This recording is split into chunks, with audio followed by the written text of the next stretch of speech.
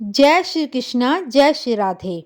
अर्चना के कृष्ण गुणगान चैनल पर आपका स्वागत है। आज मैं आपको श्रीमद् भागवत गीता के 10वें अध्याय का महात्म्य सुना रही हूँ। इस महात्म्य में अनेकों संदेश छिपे हुए हैं और इसका अध्ययन करके हम अपने जीवन के सार को समझ सकते हैं। श्रीमद् भागवत गीता श्री कृष्ण के मुख से निकले हुए वचन हैं जो कभी असत्य नहीं हो सकते हैं और मनुष्य के लिए गीता का महात्म्य तथा गीता के अर्थ को जानना बहुत ही आवश्यक है। भगवान शिव कहते हैं, हे सुंदरी, अब तुम 10वें अध्याय के महात्म्य की पावन कथा सुनो, जो स्वर्ग रूपी दुर्ग में जाने के लिए सुंदर सोपान और प्रभाव की चरम सीमा है। काशीपुरी में धीर बुद्धि नाम से विख्यात एक ब्राह्मण था जो मुझ में प्रिय नंदी के समान भक्ति रखता था। वह पावन कीर्ति के अंजन में तत्पर रहने वाला, शांत चित्त और हिंसा, कठोरता एवं दुस्साहस से दूर रहने वाला था। जितेंद्रिय होने के कारण वह निवृत्ति मार्ग में ही स्थित रहता था। उसने वेद रूपी समुद्र का पार पा लिया था। वह संपूर्ण शास्त्रों के तात्पर्य का ज्ञाता था। उसका चित्त सदा मेरे ध्यान में संलग्न रहता था। वह मन को अंतरात्मा में लगाकर सदा आत्म तत्व का साक्षात्कार किया करता था। अतः जब वो चलने लगता था तब मैं प्रेम बस उसके पीछे पीछे दौड़कर उसे हाथ का सहारा देता रहता था। यह देखकर मेरे पार्षद ने पूछा, भगवान, इस प्रकार भला किसने आपका दर्शन किया होगा? इस महात्मा ने कौन सा पुण्य, कौन सा तप, होम जप किया था कि आप स्वयं इसको अपने हाथ का सहारा देकर चलते हैं? पार्षद का यह प्रश्न सुनकर मैंने इस प्रकार उत्तर देना आरंभ किया। एक समय की बात है कि कैलाश पर्वत के पार्श्व भाग में पुनांग वन के भीतर चंद्रमा की अमृतमयी किरणों से धुली हुई भूमि में बेदी का आश्रय लेकर मैं बैठा हुआ था। मेरे बैठने के क्षण भर बाद ही सहसा बड़े जोर की आंधी उठी। वहां के वृक्षों की शाखाएं नीचे होकर आपस में टकराने लगी। कितनी ही टहनियां टूट टूट कर बिखर गई। पर्वत की अविचल छाया भी हिलने लगी। उसके बाद वहां महान भयंकर शब्द हुआ जिससे पर्वत की कंदराएं भी हिल उठी। तदंतर आकाश से कोई विशाल पक्षी उतरा जिसकी क्रांति काले मेघ के समान थी। वह कज्जल की राशि, अंधकार के समूह अथवा पंख कटे काले पर्वत सा जान पड़ता था।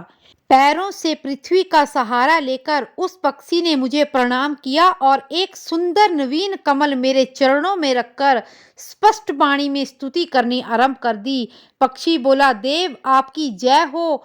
आप सर्वव्यापी हो, सुधा के सागर हो, जगत के पालक हो, सदा सद्भावना से युक्त एवं अशक्ति लहरों से उल्लासित हैं। आपके वैभव का कहीं अंत नहीं है। आपकी जय हो। अद्वैत वासना से परिपूर्ण बुद्धि के द्वारा आप त्रिविध मलों से रहित हैं। आप जितेंद्रिय भक्तों के अधीन रहते हैं। आपके चरण कमल शरणागत भक्तों की रक्षा करने में प्रवीण हैं। आपने भयंकर ललाट रूपी महासर्प की विष ज्वाला से आपने कामदेव को भस्म कर दिया था। आपकी जय हो। आप प्रत्यक्ष आदि प्रमाणों से दूर होते हुए भी प्रमाण्य स्वरूप हैं। आपको बार बार नमस्कार है। चैत्य के स्वामी तथा त्रिभुवन रूपी कारी, आपको प्रणाम है। मैं श्रेष्ठ योगियों द्वारा चुंबित आपके उन चरण कमलों की वंदना करता हूँ जो इस भव सागर से पार उतारने वाले हैं। महादेव साक्षात बृहस्पति भी आपकी स्तुति करने की धृष्टता नहीं कर सकते। सहस्त्र मुखों वाले नागराज शेष में भी इतनी चातुरी नहीं है कि वे आपके गुणों का वर्णन कर सके। फिर मेरे जैसे छोटे मंद बुद्धि पक्षी की औकात ही क्या है? उस पक्षी द्वारा किए हुए इस स्तोत्र को सुनकर मैंने उससे पूछा, हे विहंगम, तुम कौन हो? कहाँ से आए हो? तुम्हारी आकृति तो हंस जैसी है, मगर रंग कौवे से मिला है। तुम किस प्रयोजन को लेकर यहाँ आए हो, उसे भी मुझे बतलाओ। पक्षी बोला, देवेश, मुझे ब्रह्मा जी का हंस जानिए। धुर्जटे, जिस कर्म से मेरे शरीर में इस समय कालिमा आ गई है, उसे भी सुनिए। प्रभु, यद्यपि आप सर्वज्ञ हैं, आपसे कोई बात छिपी नहीं है, तथापि यदि आप पूछते हैं तो मैं बतलाता हूँ। सूरत नगर के पास एक सुंदर सरोवर है, जिसमें कमल लहलहाते हैं। उसी में एक बाल चंद्रमा के टुकड़े जैसे श्वेत मृणालों के ग्रास लेकर मैं बड़ी तीव्र गति से आकाश में उड़ रहा था। उड़ते उड़ते सहसा वहां से पृथ्वी पर गिर पड़ा। जब होश में आया और अपने गिरने का कोई कारण न देख सका तो मन ही मन सोचने लगा, अहो, मुझ पर क्या आ पड़ा। आज मेरा पतन कैसे हो गया। पके हुए कपूर के समान मेरे श्वेत शरीर में यह कालिमा कैसे आ गई। इस प्रकार विस्मित होकर मैं अभी विचार ही कर रहा था कि उस पोखरे के कमलों में से मुझे एक ऐसी वाणी सुनाई दी, हंस उठो, मैं तुम्हारे गिरने और काले होने का कारण बताती हूँ। तब मैं उठकर सरोवर के बीच में आ गया और वहां पर 5 कमलों से युक्त एक सुंदर कमलिनी को देखा। उसको प्रणाम करके मैंने प्रदक्षिणा की और अपने पतन का कारण पूछा। कमलिनी बोली, कलहंस, तुम आकाश मार्ग से मुझे लांघकर गए हो। उसी पातक के परिणाम स्वरूप तुम्हें पृथ्वी पर गिरना पड़ा है और उसी के कारण तुम्हारे शरीर में कालिमा दिखाई देती है। तुम्हें गिरा देखकर मेरे हृदय में दया भर आई और जब मैं इस माध्यम से कमल के द्वारा बोलने लगी हूँ, उस समय मेरे मुख से निकली हुई सुगंध को सूंघकर 60,000 भंवरे स्वर्गलोक को प्राप्त हो गए। पक्षीराज, जिस कारण मुझे इतना वैभव प्राप्त हुआ, ऐसा प्रभाव मिला, उसे मैं बतलाती हूँ। सुनो, इस जन्म से तीसरे जन्म में मैं पृथ्वी पर एक ब्राह्मण की कन्या के रूप में उत्पन्न हुई थी। उस समय मेरा नाम सरोजवदना था। मैं गुरुजनों की सेवा करती और सदा एकमात्र पतिव्रत के पालन में तत्पर रहती। एक दिन की बात है कि मैं एक मैना को पढ़ा रही थी। उसमें पति सेवा में कुछ विलंब हो गया। इससे पति देवता कुपित हो गए और उन्होंने मुझे श्राप दिया, पापिनी, तू जा, मैना हो जा। मरने के बाद यद्यपि मैं मैना ही हुई, यद्यपि पतिव्रत्य के कारण मुझे मुनियों के घर में आश्रय मिला। किसी मुनि कन्या ने मेरा पालन पोषण किया।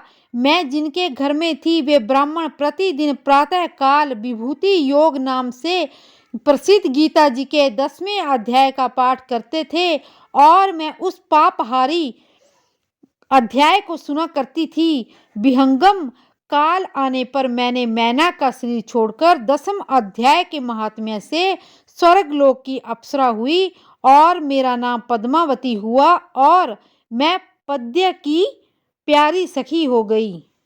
एक दिन मैं विमान से आकाश में विचर रही थी। उसमें सुंदर कमलों से सुशोभित इस रमणीय सरोवर पर मेरी दृष्टि पड़ी और उसमें उतरकर ज्यों ही मैंने जल क्रीड़ा आरंभ की, त्यों ही दुर्वासा मुनि आ धमके। उन्होंने वस्त्रहीन अवस्था में मुझे देख लिया। उनके भय से मैंने स्वयं ही एक कमलनी का रूप धारण कर लिया। मेरे दोनों पैर 2 कमल हुए, दोनों हाथ भी कमल हो गए और शेष अंगों के साथ मेरा मुख भी एक कमल बन गया। इस प्रकार मैं 5 कमलों से युक्त हुई। मुनिवर दुर्वासा ने मुझे देखा। उनके नेत्र क्रोधाग्नि से जल रहे थे। वे बोले, पापनी, तू इसी रूप में 100 वर्षों तक पड़ी रह। यह श्राप देकर वे क्षण भर में अंतर ध्यान हो गए। कमलनी होने पर भी विभूति योगाध्याय के महात्म्य से मेरी वाणी लुप्त नहीं हुई थी। मुझे लांघने मात्र के अपराध से तुम पृथ्वी पर गिरे हो। पक्षीराज, यहाँ खड़े हुए तुम्हारे सामने ही आज मेरे श्राप की निवृत्ति हो गई, क्योंकि आज मेरे 100 वर्ष पूरे हो गए। मेरे द्वारा गाए जाने वाले इस उत्तम अध्याय को तुम भी सुन लो। उसके श्रवण मात्र से तुम भी आज मुक्त हो जाओगे। यूं कहकर पद्मिनी स्पष्ट व सुंदर वाणी में 10वें अध्याय का पाठ किया और वो मुक्त हो गई। उसे सुनने के बाद उसी के दिए हुए इस उत्तम कमल को लाकर मैंने आपको अर्पण कर दिया। इतनी कथा सुनाकर उस पक्षी ने अपना शरीर त्याग दिया। यह एक अद्भुत सी घटना हुई। वही पक्षी अब 10वें अध्याय के प्रभाव से ब्राह्मण कुल में उत्पन्न हो गया। जन्म से ही अभ्यास होने के कारण शैशवावस्था से ही उसके मुख में सदा गीता जी के 10वें अध्याय का उच्चारण हुआ करता था। 10वें अध्याय के अर्थ चिंतन का यह प्रभाव हुआ कि वह सब भूतों में शंख चक्रधारी भगवान विष्णु का सदा हर जगह दर्शन करता था। उसकी स्नेहपूर्ण दृष्टि जब किसी देहधारी के शरीर पर पड़ती तब वह चाहे शराबी और ब्रह्म हत्यारा ही क्यों न हो, उसे भी मुक्ति मिल जाती थी तथा पूर्व जन्म में अभ्यास किए हुए 10वें अध्याय के महात्म्य से उसको दुर्लभ तत्व ज्ञान प्राप्त है तथा उसने जीवन मुक्ति भी पा ली है। यही कारण है कि जब वो रास्ता चलने लगता है तो मैं उसे हाथ का सहारा दे देता हूँ। हे पार्वती, यह सब 10वें अध्याय की महामहिमा है। पार्वती, इस प्रकार मैंने पार्षद के सामने जो पाप नाशक कथा कही है वही मैंने तुमको भी सुनाई है। नर हो या नारी अथवा कोई भी क्यों न हो, इस 10वें अध्याय के श्रवण मात्र से उसे सब आश्रमों के पालन का फल प्राप्त होता है। इसी प्रकार गीता के सारे अध्याय सुनने के लिए मेरे चैनल को लाइक, शेयर और सब्सक्राइब करें और कमेंट बॉक्स में जय श्री कृष्णा अवश्य लिखें। जय श्री कृष्णा, जय श्री राधे।